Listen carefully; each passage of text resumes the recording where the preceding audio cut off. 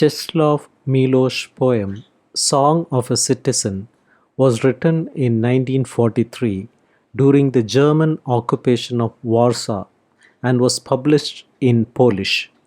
The context of the poem is the enormous social and political upheaval that Milozs has witnessed during his lifetime and the continuing world war in which thousands are dying. And yet, even in the midst of all this horror, the poet affirms that it is better to be alive than dead. He seeks a respite from the dark realities that surround him by thinking of the eternal phenomena of nature and the formulae of mathematics.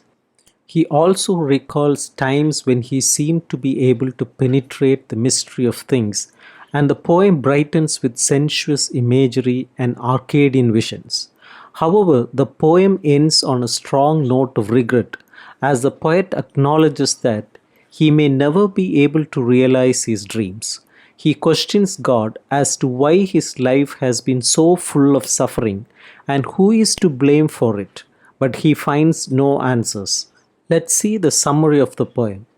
The first 3.5 lines of the poem form one sentence with the subject placed at the beginning of line 3.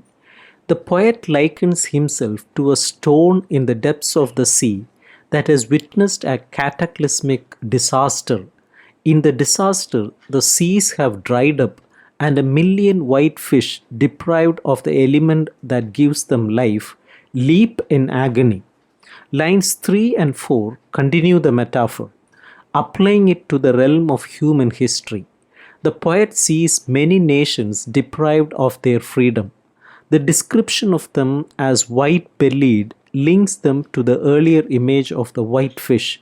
Using another image drawn from marine life, the poet sees a crab eating at the flesh of the nations. The image suggests rot and decay in a world which one living thing feeds on another. Lines 5 to 10 reveal more about the poet, who states that he has witnessed many disasters in human history. He has seen states fall, tribes become lost, and kings and emperors forced to flee. He has also known the power of tyrants, but in spite of this, and even while everything around him is dying, he still believes that it is better to be alive than dead. The allusion is to the verse in Ecclesiastes in the Old Testament. But he who is joined with all the living has hope, for the living dog is better than a dead lion. This means that it is better to be alive even if one's lot in life is miserable, because once a creature is dead, even a noble, powerful creature like a lion, it is nothing. Repeating that he is a poor man, the poet sits disconsolately in his cold chair and thinks of other things than the horrors of history. He contemplates a starry sky and a space not defined or measured by the principles of Euclidean geometry. The poet also thinks of amoebas, microscopic one-celled organisms, and their pseudopodia. Pseudopodia is a zoological term, the plural of pseudopodium. It refers to a temporary projection of the protoplasm of a unicellular organism, by means of which it moves about and takes food, before being withdrawn into the mass of the organism's body. Following this, the poet thinks of tall mounds of termites. Termites are white ants that are found in the temperate zones and the tropics. They eat wood and can destroy wooden structures. Using soil and mineral grains, termites build mounds in which they lay their eggs. Some termite mounds can rise as high as a small tree. In Africa, they can be as high as 20 feet, hence the reference in the poem to the tall mounds. The poet states that his world has become reversed. When he is awake and walking around, it is as if he is asleep. Perhaps this means that he is forced to close his mind to the horror around him, dulling his own reactions. The phrase might also imply that what he has to endure each day is so awful that it puts to sleep his higher aspirations or his sense of purpose or his belief that life should not be so sordid or destructive. The result of having to endure this odd state, in which waking seems like sleeping, is that the poet's dreams become more real to him than his everyday experience. But the dreams are not pleasant. He is pursued by something he does not say what, and he runs becoming drenched in sweat. He also dreams of dealing in vodka and gold in the square of ruined city. The city with its marble remnants of blasted down gates may have been bombed. Perhaps it is an image of wartime Warsaw. The reference of vodka and gold suggests that the poet dreams that he is selling valuable commodities on the black market during times of privation. The poet then describes different kinds of illusions masquerading as reality. Here, the poet recalls that on many occasions he was able to penetrate to the essence of things, the heart of metal, and the soul of earth, water, and fire. He gained momentary insight into the deep truth about life. What was previously unknown revealed itself to him. These were serene experiences. The poet says, but they were fleeting. He compares them to luscious gardens that greeted him but disappeared as soon as he touched them. The images of the beetle and the spider, which are equal to planets, suggest the infinite significance of tiny things. Even stray atom can suddenly flare up and seem as mighty as the planet Saturn. The stanza closes with a pastoral image of harvesters drinking from jugs on a hot summer day. The images of nature's tiny creatures are thus linked to human celebrations of the bountifulness of life. The poet speaks personally of his desires in this way. The way he places his desires in the past tense suggests that he has not found what he wanted and does not expect to in the future.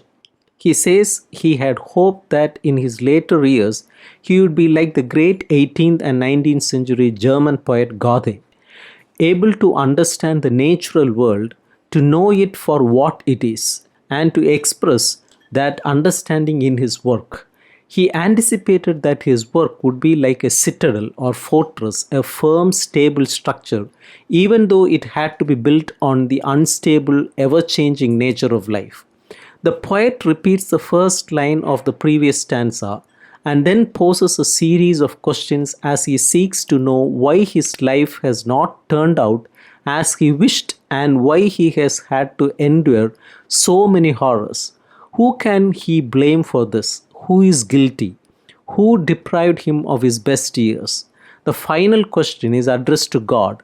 However, the questions remain unanswered. In the absence of any answers to the questions that trouble him, the poet returns through the images he used in lines 12 to 14 of starry skies and mounds of termites. This is all he can think about. In the first two stanzas, which establish the context for the whole poem, the poet contemplates destruction on a vast, unnatural scale. In line 1, the apocalyptic end of the world image of the seas drying up suggests that something is happening that has never happened before. The results are catastrophic, producing mass death and suffering and unprecedented upheavals in human social and political organizations. The catastrophe is clearly man-made, unlike a natural disaster such as an earthquake. It represents a negation of all positive human aspiration, the triumph of everything in the human psyche that leads to violence and evil. In the midst of it all, the poet, by means of metaphor, equates himself with a stone at the depths of the now disappeared ocean, an image that suggests his helplessness in the face of the destruction he is forced to witness. The remainder of the poem is a valiant attempt by this stone to articulate a response to the tragedies that he sees unfolding. In spite of the distressing position in which he finds himself, the poet still is able to affirm the value and beauty of life. Although deeply troubled, his spirit is not entirely crushed. The affirmations take a number of different forms, including a quest for knowledge and a will to survive, imaginative insight into the true nature of things. The first affirmation of life comes in the second stanza. The poet states quite simply that even at that very moment, when everything around him is dying, it is still better to be alive than dead.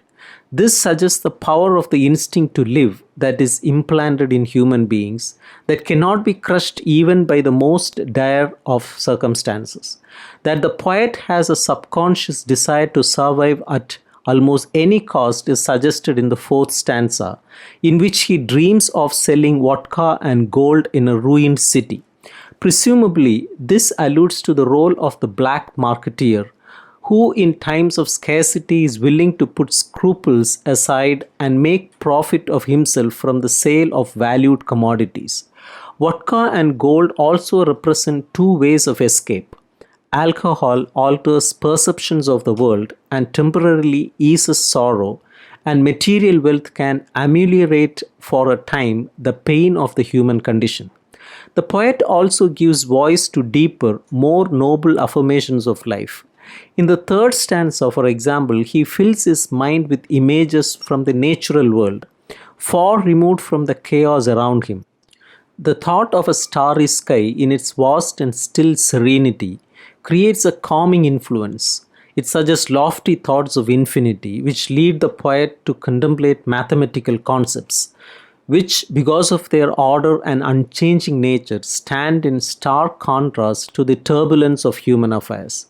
Even the images of the amoeba and the mounds of termites suggest the possibility of a kind of detachment gained through the contemplation of the microscopic and insect worlds that go about their business undisturbed by apocalyptic human disasters. The fifth stanza contains affirmations of a different kind. The poet recalls moments of imaginative intensity which he was able to penetrate the mystery of being. I reached into the heart of metal, the soul of earth, of fire, of water. In these serene moments of deep insight, he understood things that were previously unknown. He gives no concrete details of what he learned, resorting instead to images of the gentle coming of night or of a luxurious garden to hint at what such moments of transcendence were like. Perhaps the point is that such moments are ineffable, beyond words, and can only be suggested by images. These moments of heightened perception are also fleeting, like the gardens that disappear as soon as you touch them. But the poet is in no doubt of their importance, and in the next stanza, he hints at them again. It is clear that his mind is still on these transcendental moments because the first phrase, "and so near," echoes the first line of the previous stanza, "and yet so often I was near." This time, however, instead of the elements of water, fire, and earth, the images are more specific, focusing on tiny creatures in the physical world that contain so much more than appears on the surface. A tiny beetle and a spider are equal to planets. The significance of the tiny extends into the atomic world, where a wandering atom flares up like a Saturn. The affirmation lies in the poet's insistence that everything in the world, even the tiniest insects and particles of matter, has a significance deeper than can be grasped by mere observation of the surface levels of life. From visionary perception that sees beyond the ordinary, the poet moves to personal expressions of desire and regret. It appears that the moments of deeper insight, the attempt to affirm the integrity and wholeness of life in the midst of chaos, are not enough. The poet reveals that his real desires in life have not and may never be realized. That desire is to know and understand life in all its manifestations and to express that understanding in his own creative work. In the midst of the restless transients of life, the poet had wished to build something that would stand as a permanent embodiment of knowledge. He wanted to reconcile eternity and change, perhaps through understanding the eternal laws that govern the universe and combining the precision of the scientist with the insight of the poet. But now he knows this may not happen, since his youth and early manhood have been so blighted by suffering. But he does not know why this tragedy has happened or who is to blame for it. Since his desire to know is thwarted, all he can do is to return to earlier images of starry sky and tall mounds of termites, which may now acquire a darker connotation than they had when they first appeared. The starry sky is impersonal and does not respond to human desires, and the mounds of termites, intricate structures that display a high level of architecture, are also the breeding grounds of insects that destroy human built structures.